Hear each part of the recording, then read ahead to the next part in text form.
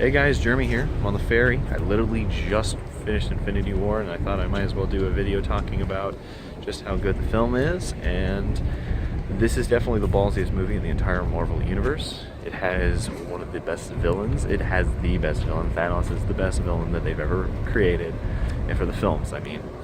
He makes Loki look like garbage, and that's because he has a tremendous amount of screen time, which does factor into this is the longest movie in the entire MCU.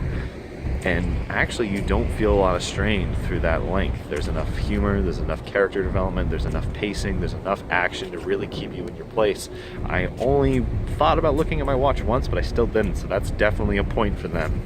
The characters are pretty well interplaced throughout the film. Everyone has a pretty pivotal part to play, and that's pretty difficult considering how many actors there are in the movie. Out of everyone, though, I would definitely say the Guardians have probably some of the most involvement in the entire film. There's a ton of moments where the emotion and the weight of the events that are happening around them are incredible. There's a few parts that I honestly didn't see coming. There's a few things I did, but there are some parts that I was like, wow, I'm actually quite surprised by that. Out of everyone, though, I'd have to say probably one of the people who has the least amount of involvement in Spider-Man. Just when you watch it, you'll see, out of everyone who's in the film, I feel that he has some of the least amount of involvement in the film.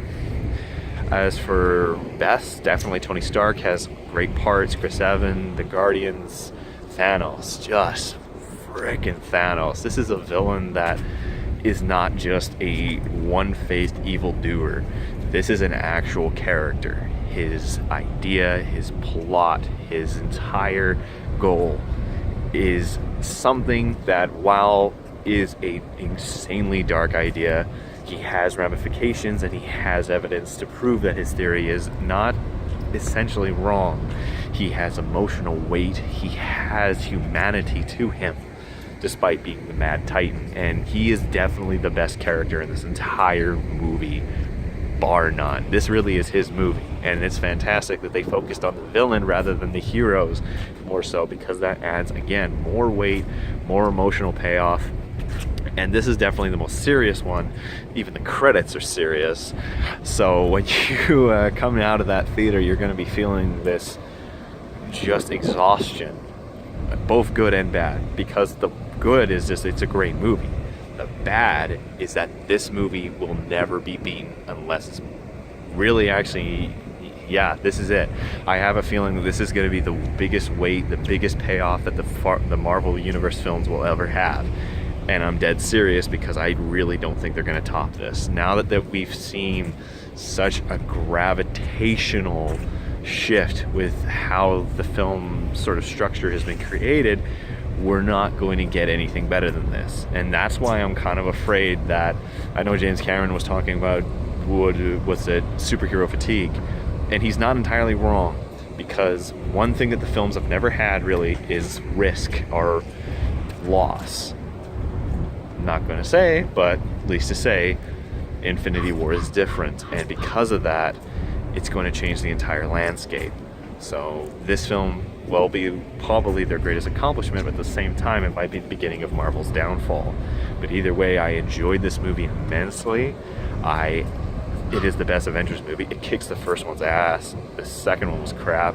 But this is honestly the best Marvel movie they have made. They have a villain you care about.